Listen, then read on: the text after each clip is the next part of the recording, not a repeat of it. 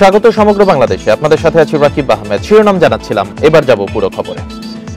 বিস্ফোরক মামলায় চট্টগ্রাম 11 আসনের সাবেক সংসদ সদস্য এম এ লতিফের 3 দিনের রিমান্ড মঞ্জুর করেছে আদালত। দুপুরে চট্টগ্রামের চিফ মেট্রোপলিটন ম্যাজিস্ট্রেট আদালতের বিচারক জুয়েল দেব শুনানি শেষে তার রিমান্ড মঞ্জুর করেন। ডবলমুরিং থানায় দায়ের করা বিস্ফোরক মামলায় তাকে আদালতে হাজির করা হয়। এ সময় পুলিশ তার 8 দিনের রিমান্ড আবেদন করেন। পুলিশ জানায়, ভোর 6:30টায় বাইজিদ বোস্তামি মাজার এলাকা থেকে তাকে গ্রেপ্তার করা হয়। এর আগে সকালে নগরীর ডবলমুরিং থানায় এমপি লতিফের বিরুদ্ধে বিস্ফোরক আইনে মামলা করেন এরশাদ নামে এক যুবক। এজাহারে বলা হয়, 4 আগস্ট নগরীর নিউ মার্কেট এলাকা থেকে ফেরার পথে গুলিতে আহত হন এরশাদ। এ ঘটনায় এম এ লতিফ সহ 16 জনের নাম উল্লেখ করে এবং অজ্ঞাত পরিচয়ে 1 থেকে 150 জনকে আসামি করে মামলা করা হয়। এম এ লতিফ চট্টগ্রাম বন্দর আসনের 4 বারের সংসদ সদস্য। এছাড়াও চট্টগ্রাম চেম্বার অব কমার্সের সাবেক সভাপতি ছিলেন তিনি।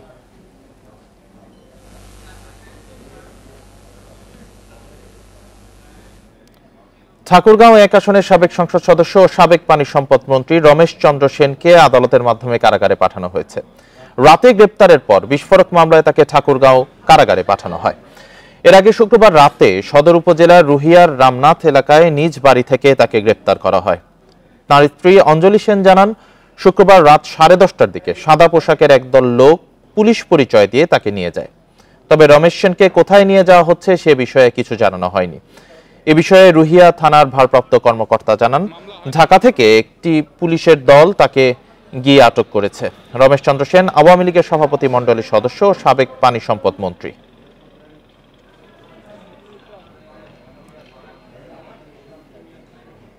আমি অনেক অনুরোধ করলাম, তারা 1 জন 2 জন 4 জন করতে করতে বিশাল বিশাল চেহারা, তাদের কাছে অস্ত্র আছে বোঝা যায়। তো অনেক অনুরোধ করলাম যে কিছু করো না, বয়স হয়ে গেছে, শরীর অনেক খারাপ, হাঁটতে পারে না। অনেক অনুরোধ করছি, ওরা কিছুতেই শোনে না, বলতেছে আধা ঘন্টার মধ্যে আমি পৌঁছায় দেবো, কিছু চিন্তা করবেন না। এ বিষয়ে আরো জানাতে ঠাকুরগাঁও থেকে আছেন সহকর্মী মোহাম্মদ শামসুজ্জোহা। শামসুজ্জোহা, রাতে তাকে সাদা পোশাকে পুলিশের দল গ্রেপ্তার করেছে। তার স্ত্রীর বক্তব্য আমরা শুনেছি। এখন তিনি কারাগারে আছেন, বিস্তারিত জানতে চাই এ বিষয়ে। আমি এখন আছি ঠাকুরগাঁও আদালতে। এখানে 3:15 রমেশ চন্দ্র সেনকে senior judicial magistrate Rajiv Kumar রায়ের আদালতে তুলেন পুলিশ। তবে তখন আদালত তাকে জেল হাজতে প্রেরণের আদেশ দিয়েছেন। কিছুক্ষণ আগেই তিনি তাকে জেল হাজতে রেখে এসেছেন এখানকার নিয়োজিত পুলিশ কর্মকর্তা, এবং সাথে বিজিবি এবং সেনাবাহিনীও ছিলেন। আর তিনাকে গতকাল রাত 10:30টায় নিজ বাড়ি রুহিয়ার রামনাথ থেকে সাদা পোশাকে ঢাকার একটি বিশেষ দল আটক করেন এবং সারাদিনই কিন্তু তিনি বিশেষ ব্যবস্থাপনায় ছিলেন, পুলিশ জানিয়েছিলেন। তবে কোথায় ছিলেন আমরা কিন্তু পুলিশের নির্ভরযোগ্য সূত্র থেকে জানতে পারিনি। আমরা হঠাৎই 3টার পরে খবর পেলাম যে তাকে আদালতে তোলা হবে। আমরা আসা মাত্র দেখি যে তেনাকে দ্রুত সময়ের মধ্যে কিন্তু আদালতের ভিতরে নিয়ে যাওয়া হয় এবং এখানে কিন্তু আমাদের সংবাদকর্মীদের কিন্তু প্রবেশ করতে দেওয়া হয়নি। তার হয়তো 15 মিনিট পরে আবার দেখি যে পুলিশ এবং সেনাবাহিনীর সদস্যদের নিরাপত্তার মধ্যে দিয়ে কিন্তু তাকে আবার বের করে একটি কালো মাইক্রোবাসে করে ঠাকুরগাঁও জেলা কারাগারে রাখা হয়। এটির আমরা কথা বলেছিলাম, এটির তাকে বিস্ফোরক মামলায় গ্রেপ্তার দেখানো হয়েছে। এই মামলাটি করেছেন হাজীপাড়া সদরেরই হাজীপাড়া নিবাসী রিপন বাবু নামে একজন। তিনি এই বিস্ফোরক মামলাটি দায়ের করার পরেই কিন্তু তাকে এই মামলায় দেখানো হয়। এই মামলাটিরও আয়ও যিনি আছেন, আমরা তার সাথে কথা বলেছি। তিনি মামলার আয় হচ্ছেন সৈকত কুমার রায়। এই মামলাটি হয়তো আমরা আগামীকাল অর্থাৎ রবিবার এটির আপডেট হয়তো জানতে পারবো। তাকে রিমান্ড চাওয়া হতে পারে এমনটাও কিন্তু আমরা জানতে পেরেছি। এই ছিল আমার কাছে রমেশ চন্দ্র সেনের আটকের সর্বশেষ খবর। ঠাকুরগাঁও থেকে জানাচ্ছিলেন সহকর্মী শামসুজ্জোহা। দিনাজপুরের বোচাগঞ্জে বৈষম্য বিরোধী ছাত্র আন্দোলনের সমন্বয়ক মোহাম্মদ ফয়সালের দায়ের করা মামলায় উপজেলা চেয়ারম্যান মোহাম্মদ আফসার আলীকে গ্রেপ্তার করেছে পুলিশ। সকালে তাকে গ্রেপ্তার করে। দুপুরে তাকে আদালতে তোলা হলে আদালত কারাগারে পাঠানোর নির্দেশ দেয়। পুলিশ জানিয়েছে, গত 18 জুলাই বোচাগঞ্জে বৈষম্য বিরোধী আন্দোলনের মিছিলে ছাত্রলীগ, যুবলীগ ও আওয়ামী লীগের নেতাকর্মীদের হামলার শিকার হয় শিক্ষার্থীরা। এই অভিযোগে সমন্বয়ক মোহাম্মদ ফয়সাল মোস্তাক বাদী হয়ে 24 জনের নাম উল্লেখ করে ও 70 জনকে অজ্ঞাত আসামি করে বোচাগঞ্জ থানায় মামলা দায়ের করেন। এর আগে শুক্রবার উপজেলা পরিষদ চেয়ারম্যানের পদত্যাগের দাবি জানায় বৈষম্য বিরোধী ছাত্র আন্দোলনের নেতাকর্মীরা। তখন মৌখিকভাবে পদত্যাগের ঘোষণা দেন মোহাম্মদ আফসার আলী।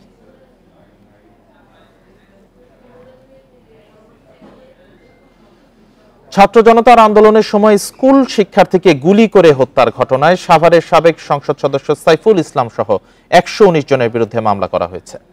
শুক্রবার রাতে আশুলিয়া থানায় হত্যা মামলাটি দায়ের করেন নিহত শিক্ষার্থী আসাবুরের চাচাতো ভাই শাহিদ হাসান মিঠু। ঢাকা 19 সাভার আসনের সাবেক সংসদ সদস্য সাইফুল ইসলাম সহ 119 জনের নাম উল্লেখ সহ অজ্ঞাতদের আসামি করা হয়। মামলায় উল্লেখ করা হয় 5 আগস্ট 10ম শ্রেণীর শিক্ষার্থী আজ সাবুর বাসা থেকে বের হয়ে বাইপাইল এলাকায় যায়। এ সময় আন্দোলনরত ছাত্র জনতার উপর হামলার সময় গুলিবিদ্ধ হয়ে মারা যায় সাবুর।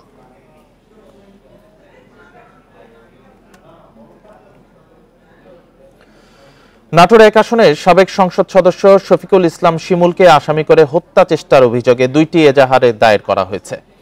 দুপুরে সদর থানায় এজাহার 2টি দায়ের করা হয়। সংসদ সদস্য শফিকুল ইসলাম শিমুল সহ 24 জনের নাম উল্লেখ করে অজ্ঞাত আরো 10 থেকে 12 জনের নামে এজাহার দেন জেলা বিএনপির যুগ্ম আহ্বায়ক ফরহাদ আলী রেদওয়ান শাহীন। এতে উল্লেখ করা হয় চলতি বছরের 13 মার্চ মামলার হাজিরা শেষে সিংড়া যাওয়ার সময় তৎকালীন সংসদ সদস্য শফিকুল ইসলাম শিমুলের নির্দেশে ফরহাদ আলীকে মারধর ও গুলি করা হয়। এই ঘটনায় চিকিৎসা শেষে থানায় নিজে হাজির হয়ে এজাহার দায়ের করেন তিনি। শফিকুল ইসলামের বিরুদ্ধে আরেকটি হত্যা চেষ্টার এজাহার দাখিল করেন জেলা বিএনপির সদস্য সাইফুল ইসলাম আফতাব। সদর থানার উপপরিদর্শক কৃষ্ণমোহন সরকার এজাহার গ্রহণের বিষয়টি নিশ্চিত করেছেন। নতুন সরকার দায়িত্ব নেয়ার 10 দিনের মাথায় সারা দেশে পুলিশের কার্যক্রম প্রায় স্বাভাবিক। পুলিশের বেশিরভাগ কর্মকর্তা কাজে যোগ দিলেও অতিরিক্ত কমিশনার হারুনুর রশিদ, যুগ্ম কমিশনার বিপ্লব কুমার সরকার সহ কয়েকজন বিতর্কিত কর্মকর্তার খোঁজ মিলছে না। এছাড়া সাধারণ পুলিশ সদস্যদের অনেকে অসুস্থতা ও ব্যক্তিগত কারণে এখনো থানায় আসছেন না। পুলিশ সদর দপ্তর জানিয়েছে শিগগিরই তারা কাজে যোগ দেবেন। সদর দপ্তরের কর্মকর্তারা ইন্ডিপেন্ডেন্ট টেলিভিশনকে জানান, এখন পর্যন্ত কতজন পুলিশ সদস্য কাজে যোগদান করেননি সেটি নির্ণয় করার চেষ্টা করা হচ্ছে। আজ এবং আগামীকালের মধ্যে সংখ্যাটি পাওয়া যাবে। 90 ভাগেরও বেশি পুলিশ সদস্য তাদের নিজস্ব ইউনিটে যোগদান করেছে বলে ধারণা করা হচ্ছে। এদিকে ডিএমপি ও পুলিশ সদর দপ্তরে বিতর্কিত অনেক পুলিশ সদস্যদের কোনো খোঁজ পাওয়া যাচ্ছে না। তাদের অনেকের বিরুদ্ধে বিভিন্ন থানায় হয়েছে হত্যা মামলা। তারা কাজে যোগদান করবেন কিনা সেটিও কেউ নিশ্চিত করতে পারছেন না।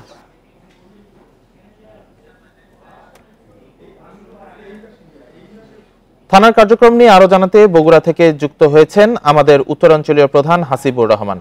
হাসিবুর, বগুড়ার থানাগুলো অবকাঠামোগত দিক দিয়ে ঠিক রয়েছে কিনা এবং ঠিক কত সংখ্যক পুলিশ যোগদান করেছেন, কার্যক্রম কতটা স্বাভাবিক দেখছেন আপনি?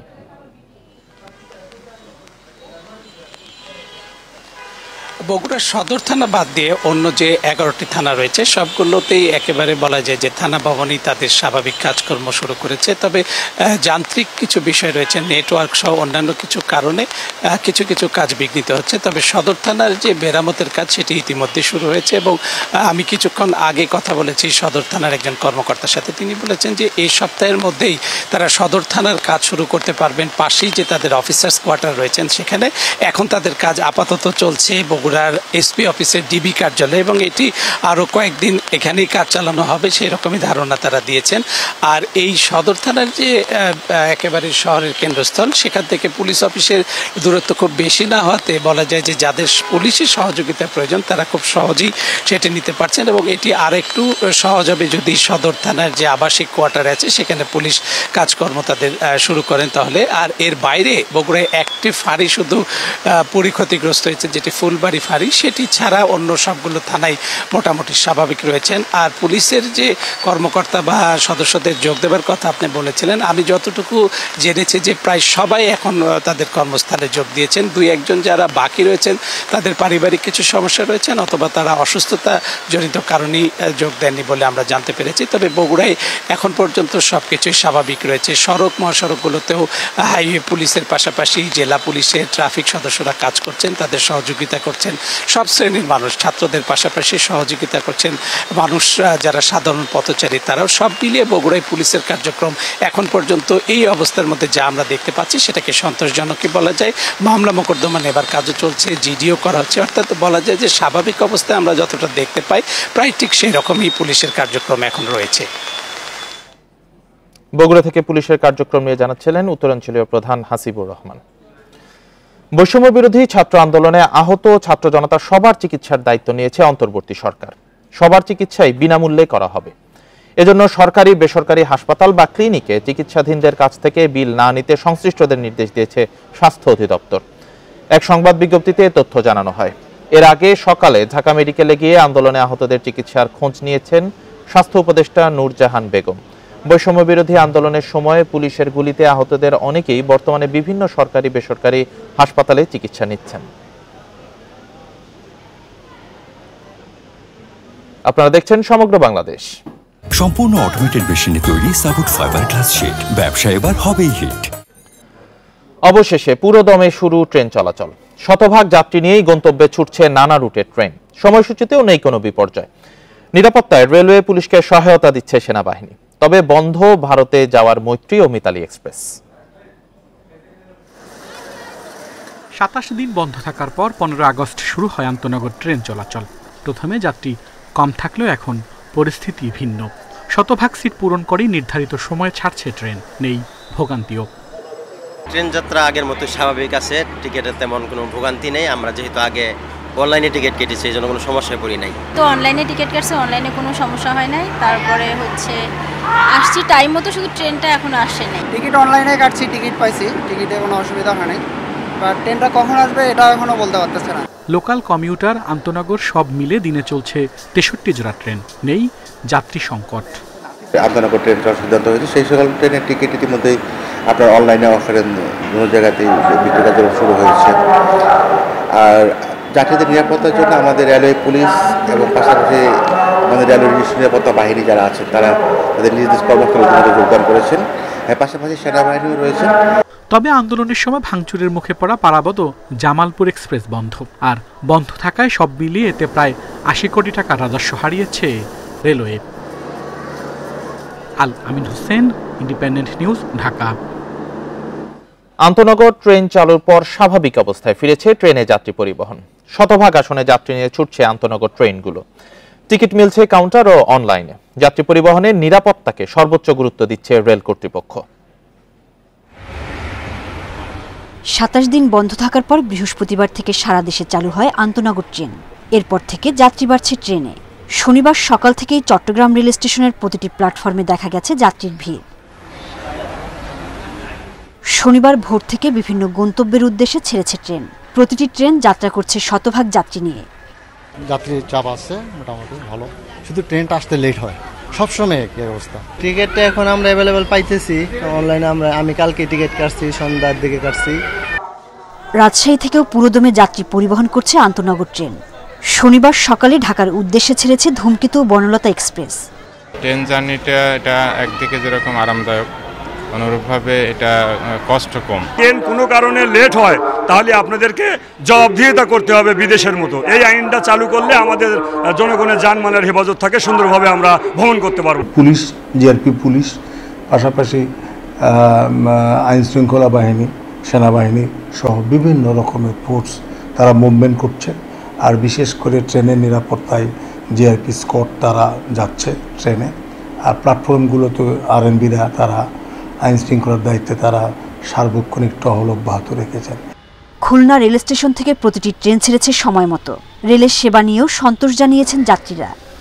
ট্রেনের পরিবেশ ভালো আছে, আমি দেখছি না কোথাও কোনো সমস্যা আছে। আন্তনগরের পাশাপাশি লোকাল ট্রেনগুলোতেও দেখা গেছে যাত্রীর চাপ। সোহেলি জাহান, ইন্ডিপেন্ডেন্ট নিউজ। সিলেটে কালনী এক্সপ্রেস ট্রেনের ইঞ্জিন লাইনচ্যুত হওয়ায় শিডিউল বিপর্যয় দেখা দিয়েছে। শনিবার ভোরে ঢাকাগামী কালনী এক্সপ্রেস ট্রেনটির ইঞ্জিন লাইনচ্যুত হয়। এতে শিডিউল বিপর্যয়ে পড়ে ট্রেনটি। ভোর 6:15টার দিকে ছেড়ে যাওয়ার কথা থাকলেও প্রায় 3 ঘন্টা দেরিতে ঢাকার উদ্দেশ্যে রওনা হয় সেটি। চট্টগ্রামগামী পাহাড়িকা এক্সপ্রেস ট্রেনেরও শিডিউল বিপর্যয় হয়। ঢাকাগামী জয়ন্তিকা এক্সপ্রেস ট্রেনেরও শিডিউল বিপর্যয় হতে পারে বলে জানিয়েছে কর্তৃপক্ষ।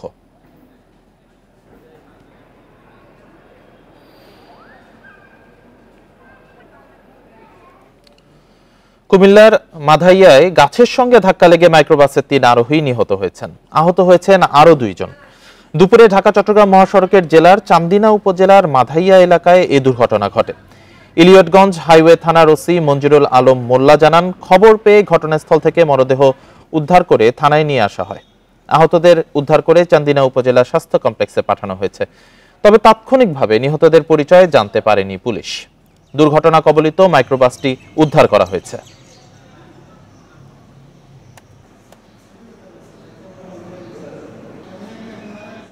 টেকসই গণতন্ত্রের জন্য অবাধ, সুষ্ঠু ও অংশগ্রহণমূলক নির্বাচনের পরিবেশ তৈরি করতে সরকার প্রতিশ্রুতিবদ্ধ। একথা জানিয়েছেন অন্তর্বর্তী সরকারের প্রধান উপদেষ্টা ডক্টর মোহাম্মদ ইউনূস। দুপুরে ভারতে আয়োজিত তৃতীয় গ্লোবাল সাউথ সামিট 2024-এর উদ্বোধনী অধিবেশনে ভার্চুয়ালি যুক্ত হয়ে একথা বলেন তিনি। আজ हम ऐसे समय में मिल रहे हैं। ভারতের প্রধানমন্ত্রীর আমন্ত্রণে voice of the global south সম্মেলনে ভার্চুয়ালি যোগ দেন ডক্টর মোহাম্মদ ইউনূস। রাষ্ট্র ও সরকার প্রধান পর্যায়ের এই সম্মেলন সঞ্চালনা করেন নরেন্দ্র মোদী। अपने संकल्पों को सिद्धि तक लेकर के जाएं। নিজ বক্তব্যে সাম্প্রতিক ছাত্র আন্দোলনের কথা উল্লেখ করেন ডক্টর মোহাম্মদ ইউনূস। সাম্যের বাংলাদেশ গড়ে তুলতে আমূল সংস্কারের প্রত্যয় জানান তিনি। Our young generation have impressed upon the people of their aspirations. তরুণরা জনগণকে বৈপ্লবিক পরিবর্তনের প্রতিশ্রুতি দিয়েছে। তাদের আকাঙ্ক্ষা পূরণে সব প্রতিষ্ঠানে জবাবদিহি ফিরিয়ে আনতে হবে। টেকসই গণতন্ত্র ও মানবাধিকার নিশ্চিত করতে অংশগ্রহণমূলক নির্বাচনের বিকল্প নেই। বর্তমান সরকার সেই চেষ্টাই চালিয়ে যাচ্ছে।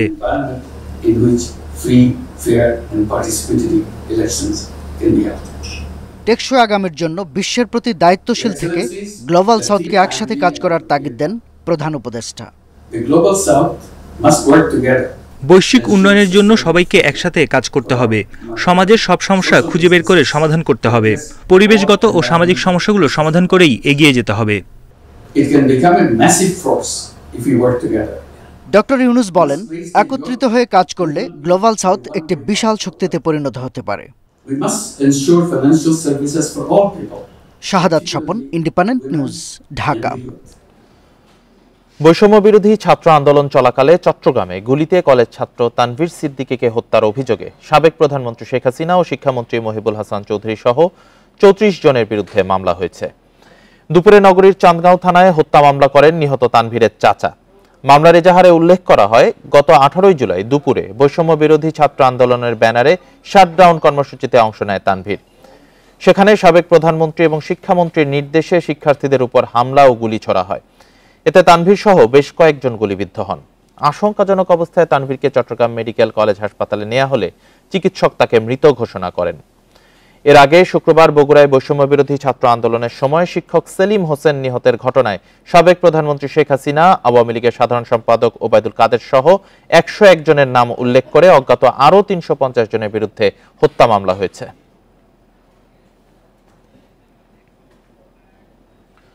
শেখ হাসিনাকে দেশে ফিরিয়ে এনে বিচারের মুখোমুখি করা এবং কোটা আন্দোলনে শহীদদের স্মরণে শোকসভা সহ বিভিন্ন কর্মসূচি পালন করেছে বিএনপি।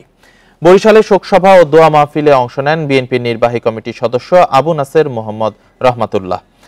হত্যাকাণ্ডে জড়িত সবারই বিচারের দাবি জানান তিনি। বৈষম্য বিরোধী ছাত্র আন্দোলনে নিহত ফেনীর শহীদ পরিবারগুলোতে গিয়ে খোঁজ খবর নিয়েছেন বিএনপির কেন্দ্রীয় নির্বাহী কমিটির সদস্য আব্দুল লতিফ জনি। এদিকে মানবতা বিরোধী অপরাধের দায়ে শেখ হাসিনাকে দেশে এনে বিচার করা হবে বলে জানিয়েছেন বিএনপির চেয়ারপারসনের উপদেষ্টা মিজানুর রহমান মিনু। রাজশাহীতে সংবাদ সম্মেলনে একথা বলেন তিনি। এছাড়া সম্প্রীতি পদযাত্রা এবং খালেদা জিয়ার শারীরিক সুস্থতা কামনা করে দোয়া মাহফিল হয়েছে মানিকগঞ্জে।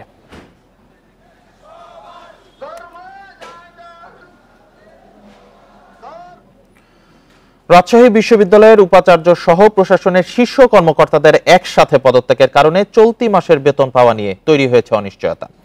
পদাধিকার বলে কোষাধ্যক্ষই এখন প্রশাসনের শীর্ষ কর্মকর্তা। তবে তিনি বলছেন তাকে দায়িত্ব দিয়ে যাওয়া হয়নি। বেতন দেওয়ার প্রক্রিয়াটি তাই কিভাবে হবে তা নিয়ে তিনি নিশ্চিত নন। প্রতিষ্ঠার 72 বছরেও এমন সমস্যায় পড়েনি রাজশাহী বিশ্ববিদ্যালয়।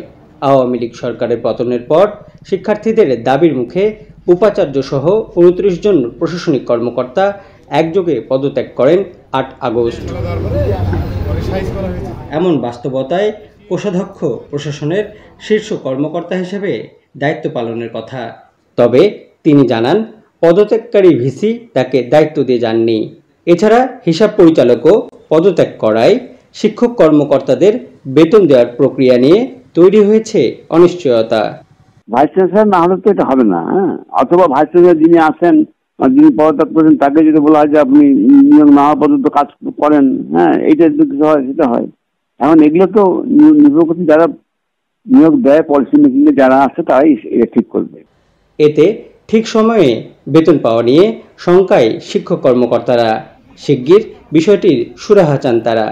বিশ্ববিদ্যালয়ের শিক্ষক কর্মকর্তা কর্মচারী সামনের মাসের বেতন কিভাবে পাবে সেটা নিয়ে একটা সংশয় দেখা দিয়েছে। বেতন যদি না হয় তাহলে সামনের মাসে আমার মতো অনেককেই হয়তো বা অন্য উপায়ে টাকা সংগ্রহ করে তার পরিবারের ব্যয় নির্ভর করতে হবে। আইনগতভাবে ট্রেজারার মহোদয় ভাইস চ্যান্সেলরের দায়িত্ব পালন করবেন, এটাই তো হবার কথা। উনি নিশ্চয়ই ওনার ব্যক্তিগত উদ্যোগ থেকে এ ধরনের ক্রাইসিস তৈরি করবেন এমনটি আমি বিশ্বাস করতে চাই না। তবে যদি উনি এটা করেন তাহলে উনি কিন্তু অন্যদের যে পরিণতি হয়েছে ওনাকে কিন্তু সেই একই পরিণতি ভোগ করতে পারে। সবার জন্য একটি নিরাপদ ক্যাম্পাসেরও আশা করছেন রাজশাহী বিশ্ববিদ্যালয়ের শিক্ষকেরা। Mustafiz Gani, independent news, Rajshahi. সাগরে লঘুচাপ ও সক্রিয় মৌসুমী বায়ুর প্রভাবে চলতি মাস জুড়ে সারা দেশে থাকবে বৃষ্টিপাত। তবে 23শে আগস্ট পর্যন্ত 4 বিভাগে থাকতে পারে ভারী বৃষ্টি। এদিকে বৃষ্টির কারণে থাকছে পাহাড় ধসের আশঙ্কাও। উত্তর পশ্চিম বঙ্গোপসাগরে তৈরি হয়েছে লঘুচাপ, সঙ্গে সক্রিয় মৌসুমী বায়ুর প্রভাবে চলতি মাস জুড়ে সারা দেশে থাকবে বৃষ্টিপাত। আবহাওয়া অধিদপ্তর বলছে 23 আগস্ট পর্যন্ত খুলনা, বরিশাল, চট্টগ্রাম ও সিলেট বিভাগে হতে পারে ভারী বৃষ্টি। তবে ঢাকা, ময়মনসিংহ, রাজশাহী ও রংপুরে বৃষ্টি তুলনামূলক কম থাকবে। খুলনা, বরিশাল, চট্টগ্রাম বিভাগ সহ ঢাকা, সিলেট, ময়মনসিংহ ক্রমান্বয়ে সে উত্তর পশ্চিম দিকে ধাবিত হয়ে বৃষ্টিপাত ঘটাতে থাকে। এই যে পরিস্থিতি এই বৃষ্টিপাতের পরিস্থিতি আগামী 23শে আগস্ট পর্যন্ত দীর্ঘায়িত হতে পারে। এদিকে বঙ্গোপসাগরে সৃষ্ট লঘুচাপের প্রভাবে উপকূলীয় এলাকায় শনিবার ঝোড়ো হাওয়ার পূর্বাভাস দেয় আবহাওয়া অধিদপ্তর। সমুদ্র বন্দরগুলোতে জারি হয় 3 নম্বর সতর্ক সংকেত। লঘুচাপের প্রভাবে বিশেষ করে উত্তর বঙ্গোপসাগর, বাংলাদেশের উপকূলীয় এলাকা এবং সকল সমুদ্র বন্দর সমূহের উপর দিয়ে অস্থায়ীভাবে দমকা বাতাস বা ঝোড়ো হাওয়া সহ বৃষ্টি অথবা বজ্রসহ বৃষ্টি হতে পারে। এর মধ্যে বৃষ্টির কারণে দেখা দিয়েছে পাহাড় ধসের আশঙ্কা। শনিবার ভোর 6টা পর্যন্ত 24 ঘন্টায় দেশে সর্বোচ্চ বৃষ্টি রেকর্ড করা হয় সন্দ্বীপে 187 মিলিমিটার। নূরে জান্নাত, ইন্ডিপেন্ডেন্ট নিউজ, ঢাকা। খাগড়াছড়ির আলুটিলাতে পাহাড় ধসের 5 ঘন্টা পর স্বাভাবিক হয়েছে যান চলাচল। দুপুর 2টার দিকে সড়ক থেকে মাটি সরানোর পর সারা দেশের সাথে জেলার সড়ক যোগাযোগ শুরু হয়। খাগড়াছড়ি ফায়ার সার্ভিসের উপসহকারী পরিচালক মোহাম্মদ জাকের হোসেন বলেন, সকালে আলুটিলা সড়কে 2 দফায় পাহাড় ধস হয়। এ সময় বিদ্যুতের খুঁটিও উপড়ে সড়কের উপর পড়ে। তবে কোনো হতাহতের ঘটনা ঘটেনি। পাহাড় ধসের কারণে কয়েকটি এলাকায় যান চলাচল বন্ধ হয়ে যায়। পরে ফায়ার সার্ভিসের খাগড়াছড়ি ও মাটিরাঙ্গা ইউনিটের সদস্যরা সড়ক থেকে মাটি সরানোর কাজ শুরু করে।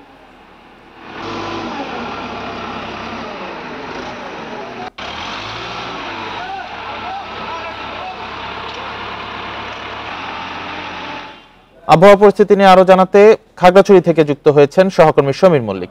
সমীর মল্লিক, ইতিমধ্যেই 2 দফা পাহাড় ধস দেখেছি, বৃষ্টির সংখ্যা আরো রয়েছে, বৃষ্টিপাত আরো হতে পারে, সেক্ষেত্রে পাহাড় ধসের আবার আশঙ্কা রয়েছে কিনা এবং সেক্ষেত্রে আসলে প্রস্তুতি বা সতর্কতা কি নেওয়া হচ্ছে, আর বিদ্যুৎ পরিস্থিতি স্বাভাবিক আছে কিনা? দেখুন, ভারী বর্ষণে কিন্তু ইতিমধ্যে খাগড়াছড়ির যেটা প্রধান সড়ক খাগড়াছড়ির সাথে ঢাকা চট্টগ্রামে যে সড়ক যোগাযোগ রয়েছে সেটা কিন্তু সকালে প্রায় 5 ঘন্টা বন্ধ ছিল। অর্থাৎ খাগড়াছড়ির আলুটিলায় সেখানে বেশ বড় একটি পাহাড় ধস হয়েছে। বলতে হবে যে এই মৌসুমের সবচেয়ে বড় কিন্তু পাহাড় ধসের ঘটনা আজকে সকালে ঘটেছে, যে কারণে প্রায় 5 ঘন্টা বেশি যান চলাচল বন্ধ ছিল।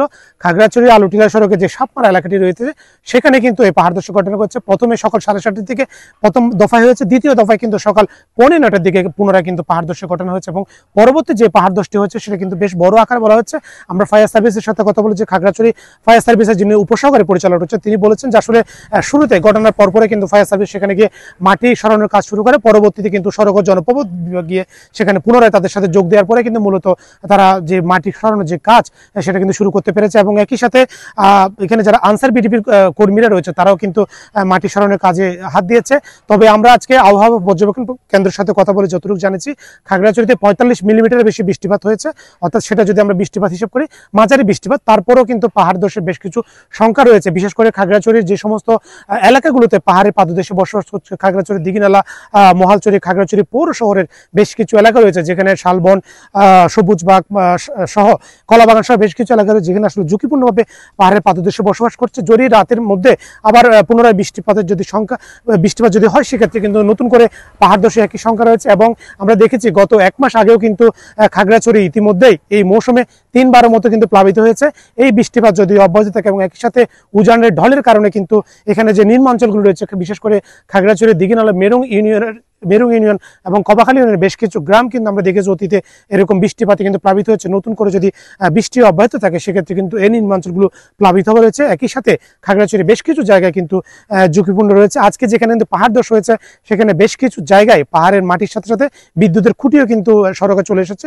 পরবর্তী সড়ক ও জনপথ বিভাগ এবং বিদ্যুৎ বিভাগ এবং ফায়ার সার্ভিস যৌথভাবে কিন্তু সড়কটি যান চলাচলের উপযোগী করেছে। এ ছিল খাগড়াছড়ি থেকে পাহাড় ধস নিয়ে সবশেষ। খাগড়াছড়ি থেকে জানাচ্ছিলেন সহকর্মী সমীর মল্লিক। আগামী 11 সেপ্টেম্বর অনুষ্ঠিত হতে যাওয়া এইচএসসি ও সমমান পরীক্ষা স্থগিত করে বিকল্প মূল্যায়ন সহ 5 দফা দাবিতে মানববন্ধন করেছেন পরীক্ষার্থীরা। সকালে রাজশাহীর 0 পয়েন্টে বিভিন্ন শিক্ষা প্রতিষ্ঠানের পরীক্ষার্থীরা মানববন্ধনের আয়োজন করে। এ সময় পরীক্ষার্থীরা বলেন, বৈষম্য বিরোধী ছাত্র আন্দোলনে অংশ নিয়ে অনেক পরীক্ষার্থী আহত হয়েছেন, এতে মানসিকভাবে ক্ষতিগ্রস্ত হয়েছে। এই অবস্থায় বিবেচনায় নিয়ে স্থগিত পরীক্ষা না নিয়ে বিকল্প মূল্যায়ন ব্যবস্থা তৈরির দাবি জানান তারা। একই দাবিতে বরিশাল নগরীর সদর রোডে মিছিল করে বিভিন্ন কলেজের এইচএসসি পরীক্ষার্থীরা। এ সময় তারা সড়ক অবরোধ করে আয়োজিত বিক্ষোভ কর্মসূচিতে পরীক্ষা বাতিলের দাবি জানান। এইচএসসি পরীক্ষা বাতিল করে বিকল্প মূল্যায়ন পদ্ধতি বিবেচনায় নিতে ভোলা প্রেস ক্লাব চত্বরে মানববন্ধন পালন করে বিভিন্ন কলেজের এইচএসসি পরীক্ষার্থীরা। পরীক্ষা ব্যতীত অন্য যে কোনো সিদ্ধান্ত নেবে আমাদের যদি সেটা সন্তুষ্ট হয় আমরা তাহলে সেটা মেনে নেব। সেটা হতে পারে অটোবাস, সেটা হতে পারে এসএসসি পরীক্ষার হচ্ছে যে মূল্যায়নের সাথে বিবেচনা করে, সেটা তারা যে সিদ্ধান্ত নেবে আর কি।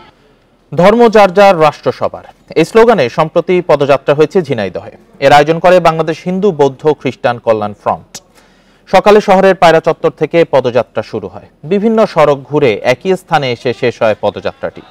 পরে সেখানে আয়োজন করা হয় মানববন্ধন কর্মসূচি। এতে জেলা বিএনপির সভাপতি এম এ মজিদ, সাধারণ সম্পাদক জাহিদুজ্জামান মনা, বাংলাদেশ হিন্দু, বৌদ্ধ, খ্রিস্টান কল্যাণ ফ্রন্টের নেতা প্রহ্লাদ সরকার সহ অনেকে বক্তব্য রাখেন। দেশের সম্প্রীতি বিনষ্টকারীদের বিরুদ্ধে ঐক্যবদ্ধ হয়ে রুখে দাঁড়ানোর আহ্বান জানান বক্তারা।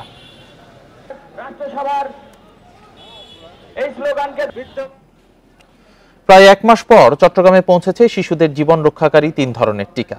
ডিপথেরিয়া, হুপিং কাশি ও ধনুষ্টঙ্কারের রোগ প্রতিরোধে পেন্টাভ্যালেন্ট, নিউমোনিয়া প্রতিরোধে পিসিভি এবং পোলিওর প্রতিষেধক হিসেবে আইপিভি টিকা ব্যবহার হয়। 0 থেকে 15 মাস বয়সী শিশুদের এসব টিকা দেওয়া হয়। স্বাস্থ্য বিভাগ বলছে, বিদেশ থেকে আনতে হয় শিশুদের এসব টিকা। দেশের অস্থিতিশীল পরিস্থিতির কারণে এতদিন এই টিকা আনা সম্ভব হয়নি। তবে পরিস্থিতির উন্নতি হওয়ায় পর্যাপ্ত টিকা চট্টগ্রামে পৌঁছেছে। এরই মধ্যে বেশ কিছু টিকা পাঠানো হয়েছে বিভিন্ন স্বাস্থ্য কেন্দ্রে। দ্রুতই সব কেন্দ্রে টিকা সরবরাহ স্বাভাবিক হবে। 25 জুলাই থেকে শিশুদের জীবন রক্ষাকারী এসব টিকার সংকট চলছিল। স্বাস্থ্য বিভাগের তথ্য মতে চট্টগ্রাম সিটি কর্পোরেশন ও উপজেলায় বছরে 2,67,043 ডোজ টিকা প্রয়োজন হয়।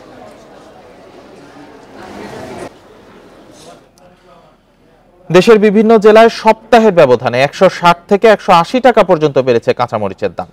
বাজারে বিভিন্ন সবজির দাম যখন কিছুটা কমতির দিকে, তখন কাঁচা মরিচের চড়া দর নিয়ে বিপাকে ক্রেতারা। আর বিক্রেতারা বলছেন, বর্ষায় মরিচের চাষে ক্ষতির পাশাপাশি আমদানি কমায় বেড়েছে দাম। হঠাৎ করে দেশের বিভিন্ন বাজারে বেড়েছে কাঁচামরিচের অস্বাভাবিক দাম। পাবনায় একদিনের ব্যবধানে কাঁচামরিচের দাম কেজিতে 130 থেকে 140 টাকা বেড়ে বিক্রি হচ্ছে 320 টাকায়। মরিচের দামে এমন অস্থিরতায় হতাশ ক্রেতারা। তাদের অভিযোগ, নিয়মিত বাজার তদারকি ও মূল্য তালিকা না থাকার কারণে কিছুতেই বাজার নিয়ন্ত্রণ হচ্ছে না।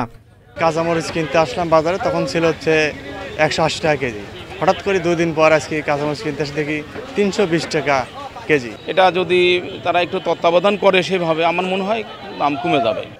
ঠাকুরগাঁওয়ে 2 দিনের ব্যবধানে কেজিতে 160 থেকে 180 টাকা পর্যন্ত বেড়ে কাঁচামরিচ বিক্রি হচ্ছে 340 থেকে 360 টাকায়। ব্যবসায়ীরা বলছেন, এলসি না থাকার কারণে তাদের আমদানি কমে গেছে।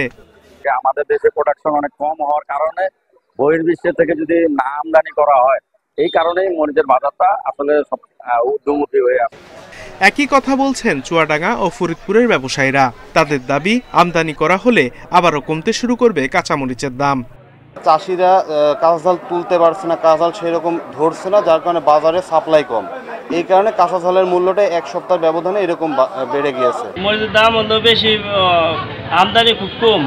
তারপরে কয়েকদিন বৃষ্টিও নামছে, তারপরে তো আপনার এলসি যে মরিচটা আসতো, ওই মরিচ তো আপনার বর্তমানে আসে না। তবে ভিন্ন চিত্র দেখা গেছে বগুড়াতেও। 2 দিন আগেও কাঁচামরিচের দাম কেজিতে অন্তত 90 টাকা বেড়ে বিক্রি হয় 400 টাকা দরে। তবে শনিবার কেজিতে 60 টাকা কমে বিক্রি হয়েছে 320 টাকায়। গতকাল বিক্রি করছিলাম আপনার হচ্ছে 100 টাকা 90 টাকা পোয়া, আজকে যা বিক্রি হচ্ছে 80 টাকা থেকে 70 টাকা পোয়া পর্যন্ত। আমদানিকারকরা জানান, সরকারি ছুটির কারণে স্থলবন্দরে পণ্য খালাস বন্ধ ছিল। তবে সরবরাহ স্বাভাবিক হলে 2-1 দিনের মধ্যে কাঁচামরিচের দাম আরও কমে আসবে। Sadequr Rahman Siddiqui, Independent News. কাঁচামরিচের দাম নিয়ে আরো জানাতে ফরিদপুর ও পাবনা থেকে যুক্ত হয়েছেন সহকর্মীরা। শুরুতেই ফরিদপুর থেকে জানাবেন সহকর্মী SM মাসুদুর রহমান। মাসুদ, কাঁচামরিচের যে দামটা বেড়েছে, আসলে বিক্রেতারা যে কথা বলছেন, যে অজুহাত তারা দেখাচ্ছেন বা যুক্তি দেখাচ্ছেন, সেটা মাথায় নিলেও যে পরিমাণ দাম বেড়েছে সেটা কতটা যৌক্তিক? এখানে নজরদারির অভাব রয়েছে কিনা আপনার কি মনে হয়?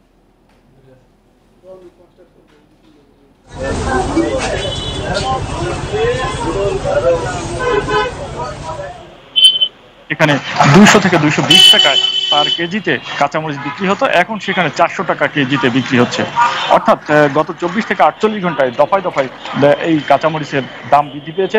আমরা কাঁচামরিচের দাম বৃদ্ধির বিষয়ে লক্ষ্য করেছি এবং জানার চেষ্টা করেছি বিক্রেতা এবং পাইকারি যারা আড়তদার তাদের কাছে। তারা বলেছেন গত বৃহস্পতিবার ভারতের স্বাধীনতা দিবস এবং গত শুক্রবার ও আজকে এই 3 দিন সরকারি বন্ধ থাকার কারণে স্থলবন্দর দিয়ে সাধারণত ভারতীয় যে এলসি কাঁচামরিচ, অর্থাৎ ভারতীয় যে কাঁচামরিচটা, সেটা না আসার কারণে বাজারে এই প্রভাবটা পড়েছে। সাধারণত বর্তমানে বাজারগুলোতে আমাদের দেশি এবং বিদেশি এই দুই জাতের কাঁচামরিচটা বাজারে নিয়ন্ত্রণ করতো এবং বাজারটা স্থিতিশীল রাখতো। এর পাশাপাশি সম্প্রতি কিছু অসাধু ব্যবসায়ী এই কারসাজিগুলোর জন্য দায়ী মনে করছে সচেতন মহল। সেক্ষেত্রে ভোক্তা অধিকার এবং সম্প্রতি শিক্ষার্থীরা বাজার মনিটরিংয়ের তদারকি করেছে, যে কারণে কাঁচামরিচ ছাড়া অন্য পণ্যের কাঁচামরিচ এবং ছাড়া যে সবজিগুলো, সেগুলোর কিছুটা তফাৎ মূল্য কমতে দেখা গেছে। যেমন আলু 60 টাকা কেজি ছিল, সেখানে 55 টাকা 50 টাকা তো লক্ষ্য করা গেছে। অথচ এই কাঁচামরিচ সরবরাহ কম থাকার কারণে এই অজুহাতে বিক্রেতারা তারা বেশি দামে বিক্রি করছে এবং ক্রেতাদের এই যে পরিমাণ তাদের নেয়ার ইচ্ছা ছিল হয়তো দামের কারণে সেই পরিমাণ তারা কিনছে না। বিক্রেতারা বলছে যে 2-1 দিনের মধ্যে যদি এলসি পেঁয়াজ বাংলাদেশে আসা শুরু হয়, তখন বাজার স্বাভাবিক হবে। আমি ফরিদপুরের বিভিন্ন অঞ্চলে যে কাঁচামরিচের আবাদ হয়ে থাকে আমাদের ফরিদপুরে, সেখানে এবার অতি খরার কারণে সেই আবাদ কিছুটা ব্যাহত হয়েছে, যে কারণে স্থানীয় বাজারগুলোতেও দেশি যে কাঁচামরিচ সেটা সরবরাহ কম।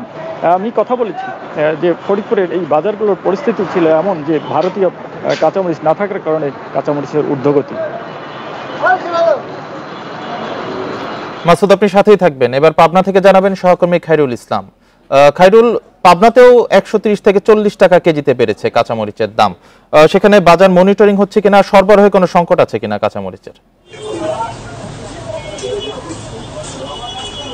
আপনি জানেন যে পাবনায় কিন্তু একদিনের ব্যবধানে প্রতি কেজি মরিচের দাম কিন্তু 130 থেকে 140 টাকা কিন্তু বেড়ে গেছে। এই দাম বাড়ার কারণ হিসাবে আসলে ব্যবসায়ীরা যেটি আমাদেরকে জানিয়েছেন, সেটা হচ্ছে যে ভারত থেকে যে মরিচটা আসতো, সেটা আসলে আসা বন্ধ হয়ে যাওয়ার কারণে দাম বৃদ্ধি পেয়েছে, এমনটি কিন্তু আমাদেরকে তারা জানিয়েছেন। আরেকটি বিষয় হচ্ছে পাবনার বিভিন্ন অঞ্চলে কিন্তু কাঁচা মরিচ আসলে আবাদ হয়ে থাকে।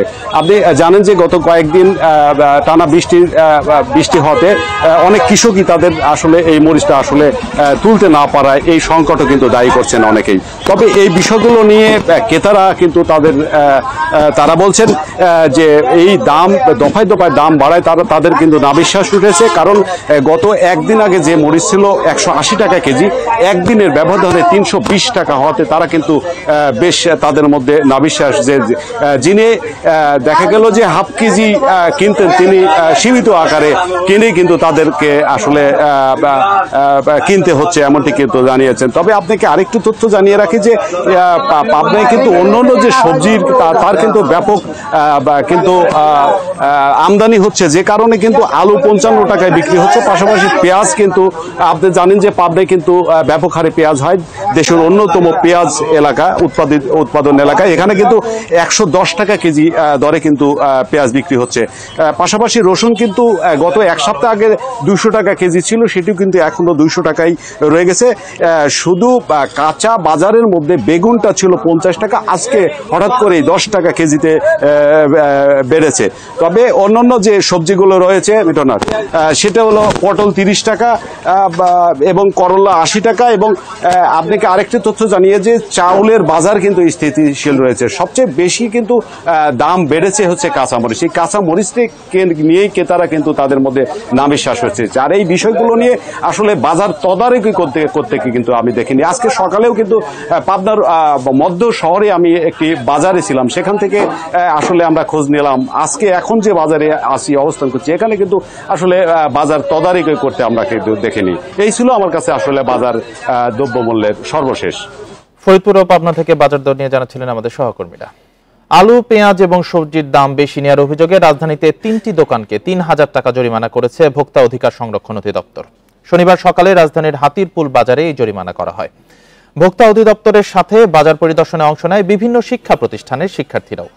ভোক্তা অধিদপ্তরের কর্মকর্তা বলেন, বাজারে দোকানিরা কোনো রসিদ ছাড়া পণ্য সরবরাহ করছিলেন। তবে খুচরা ব্যবসায়ীদের দাবি, পাইকাররা তাদেরকে কোনো পাকা রসিদ দেয় না। ক্রেতারা অভিযোগ করেন, অভিযানের সময় দাম কমানো হয়, পরে আবার বেড়ে যায়। এদিকে ভোক্তা অধিদপ্তরে আরও জনবল বাড়িয়ে বাজার তদারকি বাড়ানোর দাবি জানায় শিক্ষার্থীরা। কিশোরগঞ্জের ঐতিহ্যবাহী পাগলা মসজিদের 10টি লোহার দান বাক্স খুলে 3 মাস 26 দিনে মিলেছে 28 বস্তা টাকা। এখন চলছে গণনার কাজ। সকালে জেলা প্রশাসক ও পাগলা মসজিদের সভাপতি মোহাম্মদ আবুল কালাম আজাদ ও জেলা পুলিশ সুপার মোহাম্মদ রাসেল শেখের উপস্থিতিতে মসজিদের 10টি সিন্দুক খোলা হয়। পরে 28টি বস্তায় ভরে এসব টাকা নেওয়া হয় মসজিদের দোতলায়। টাকা ছাড়াও বরাবরের মতোই স্বর্ণ, রূপা, বিভিন্ন দেশের মুদ্রা পাওয়া গেছে এসব সিন্দুকে। মাদ্রাসার 134 জন ছাত্র, 10 শিক্ষক, রূপালী ব্যাংকের 70 কর্মকর্তা ও 10 জন আনসার সদস্য টাকাগুলো গুনছেন।